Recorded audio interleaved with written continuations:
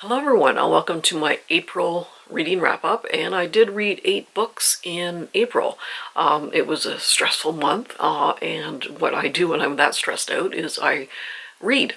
It's a kind of an escape from reality temporarily, and so yeah, I did do a lot of reading.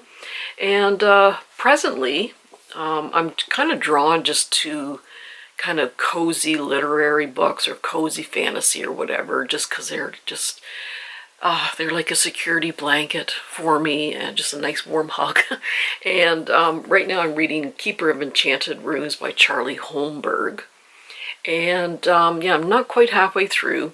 And this has got a lot of ratings on Goodreads, so I don't hear a lot of people talking about it, and decently high ratings. So there's 4 books in the series, and this is the first book. And this takes place in 1846 on Rhode Island.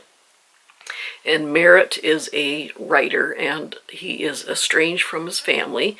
And we haven't really found out yet why he's estranged from his family. It's definitely something very serious, but he unexpectedly inherits this enchanted house on Rhode Island from a relative, and he figures, well, it's a good chance for me to kind of start over and that sort of thing. So in this kind of alternate reality, magic does actually exist, and there's not as much magic as there used to be. Most of the magic is like royalty or people in the higher society sort of thing, and there's a few people here and there that do have some magical abilities. So he moves in, and the house doesn't like him, and so a lot of things are happening, so he can't even leave the house. So Huldah Larkin is with the Boston Institute for the Keeping of Enchanted Rooms, and she is trained to preserve historical buildings with magical significance. And she comes in to help kind of tame the house. And yeah, I wouldn't say it's low stakes, because there is kind of a sinister dude kind of hanging around. So but yeah, I'm really enjoying it so far. Alrighty, so the books I did read, the first book is A Season of Monstrous Conceptions by Lena Rather, and my bird was trying to eat my book here. And this takes place in 17th century London, England, and it follows Sarah, who fled her hometown, and throughout the book there's some flashbacks, and we find out why she fled her hometown. And she becomes an apprentice midwife, and there's a lot of babies being born with very unusual characteristics like scales or web feet, extra eyes, and that sort of thing. So these midwives do have some magical abilities, and eventually Sarah becomes a midwife for Christopher Wren's wife. Christopher Wren is an actual character from this time period, who was a very famous architect. And yeah, it was just very, very unique type of story. I really did like her writing. It's just a novella. It was like 150 or so pages, but it was actually quite an interesting read. Wasn't that keen on the ending. It was a little much, but yeah, I really thought it was quite an interesting book. Certainly, I would have been very happy if it was a longer book, because it was quite interesting. So about 3.75 stars, I guess I would say. And then this is Richard Osman's The Bullet That Missed, which is the 3rd book in the Thursday Murder Club mystery series. There is one more book, and yeah, I won't go into the synopsis. It's a little bit complex, but I really do like these mysteries. It follows 4 retirees in this retirement village who try to solve cold case murders, and of course, along the way, a real murder actually happens. So yeah, I give this like a 4 star, 4.5. Yeah, one more book, and then he did start a new series. So yeah, I really do enjoy those books. And then this is Reckers, or Recker by Noel O'Reilly. And this takes place in, I think it's the 18th century, a remote village in Cornwall. And now a wrecker, so what happened is if there was a ship going by and there's a storm and the ship crashed into the rocks and people died and all the debris and people were swept onto shore, the people in the village after the storm would come out and they would steal things from the people who passed away, and they would steal other debris if they were able to make any use of it. And this follows Mary, who pulled this fellow out and saved him, and he was actually survived. It wasn't a shipwreck, he was just in this small boat, but she was able to rescue him, and he ended up being this married minister, and Mary kind of falls for him, and all the implications and some of the decisions that Mary made, just shaking your head going, what are you doing? She seemed very naive looking back. I think she was 18 or 20 or something, very naive. So yeah, some of the decisions were just the conflicts between Mary and the rest of the people in town, and yeah, it was interesting. I give it like a 3.5. Didn't love it, didn't hate it. It was very interesting historically. The characters in that were quite interesting. So yeah, I'm glad I read it. It you know, like I said, it wasn't great, wasn't terrible. This is The Herbalist by Heather Morrison Tapley, and this is a self-published book that I picked up on Amazon, and I actually really did like this. It kind of, I wouldn't say it was a romance. There is romance in it. I don't like a story that's just romance, and a few little side stories here and there. The romance was kind of a side story to everything else that was going on in this particular woman's life. So and the romance actually did work for me. So Eden has a perfect life in New York, a big apartment, a fiance, etc., etc. And then she finds her fiance cheating on her, and she flees to this village in England. I believe her grandmother lived there. Can't remember now. Not the best memory here. Anyway, she takes over this cottage, and she was just going to be there for a few. No, her grandmother dies, and then she goes there to settle things, and then she ends up staying for a while to get her life together. And yeah, there's a little bit of magic realism in here, because there's this woman in the village who heals people, and they've been doing it for generations and everything like that. And Eden finds out that maybe she's next. She's going to be the next healer.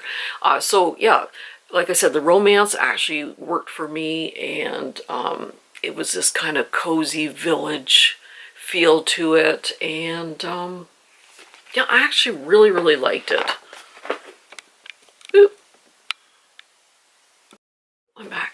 So I'd give this a 4-star. I actually really, really did enjoy it. And I know she has another book. I think it takes place in the Scottish Highlands. But yeah, I would definitely read another book from her. And this is The Girl Behind the Gates by Brenda Davies. And this is actually based on a true story. So Brenda Davies is actually a psychiatrist who worked with this patient for many years. So Nora is 17, and it's 1939, and she becomes pregnant, and her parents find out, and they send her to this institution, and she is there for the next 50 years. And unfortunately, this happened to quite a few women, and, well, people in general. So back in I think it was 1913, they passed the Mental Deficiency Act of 1913, and there's 4 categories of mentally disabled people. So they're called moral defectives at the time. So these included criminals, alcoholics, prostitutes, and unmarried women. So they were sent to these institutions and basically just kept there for years and years. And the longer they were in there, lo and behold, mental issues did pop up because of the way they were treated in these institutions.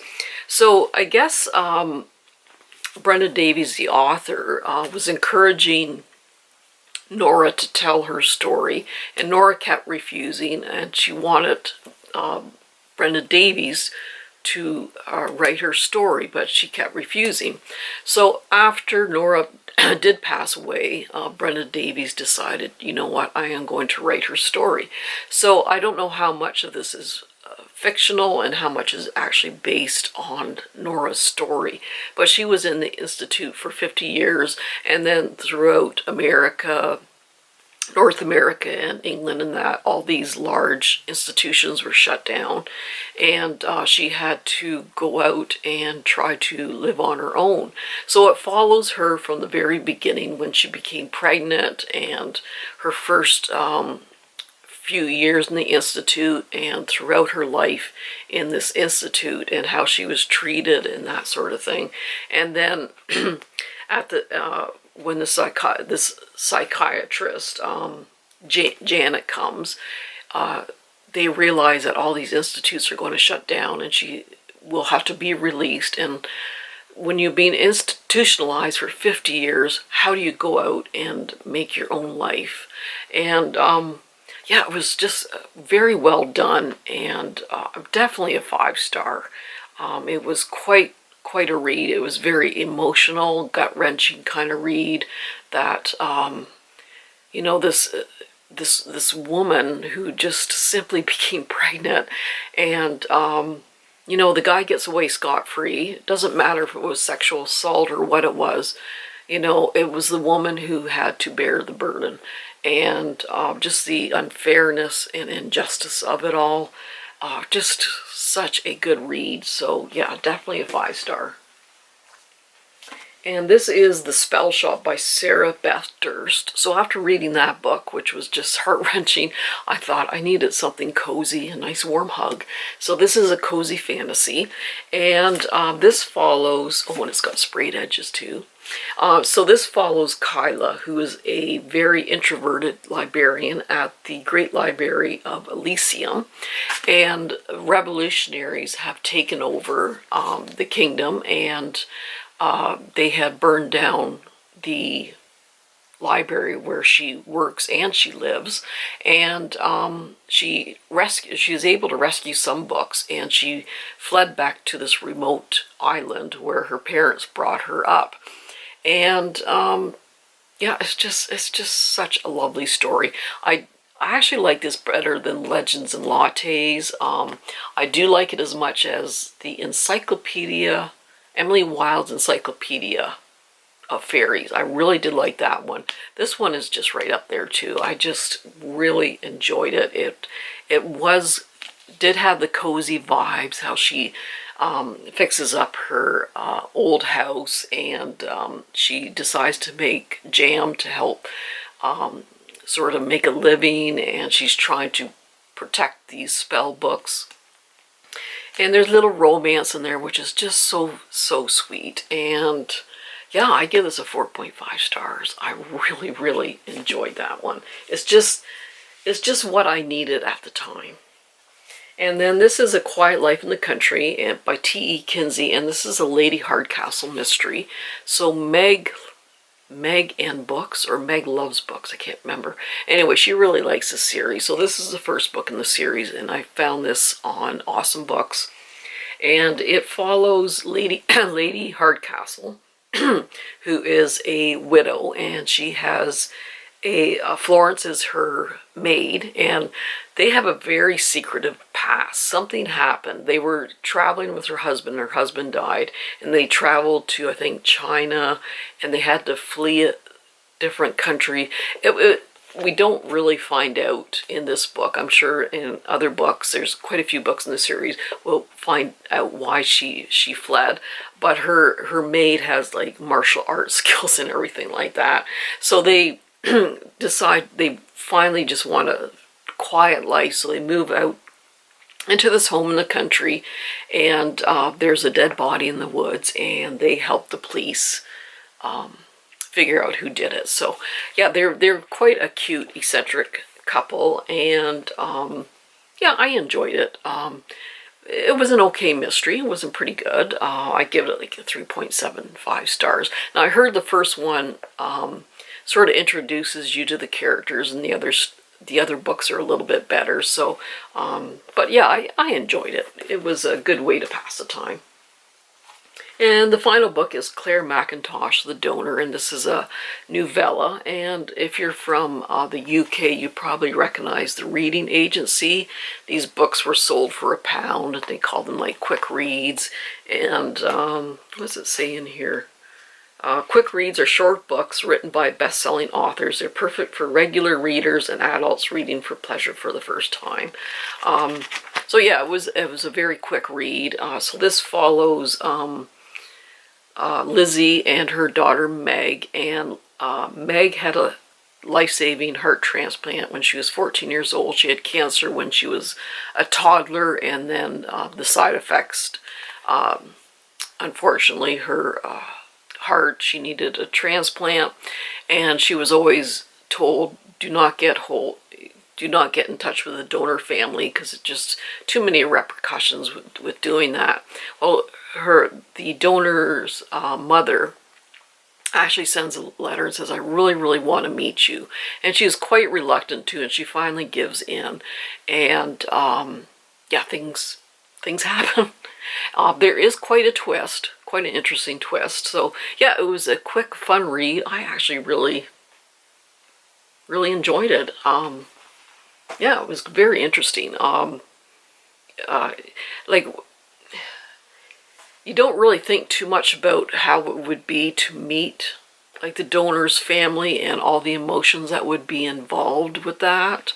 So it kind of made for an interesting read that way too. So, and that's it. That is my reading wrap up for April, and yeah, I'm gonna go for a little hike and then continue reading this. So I hope you enjoyed.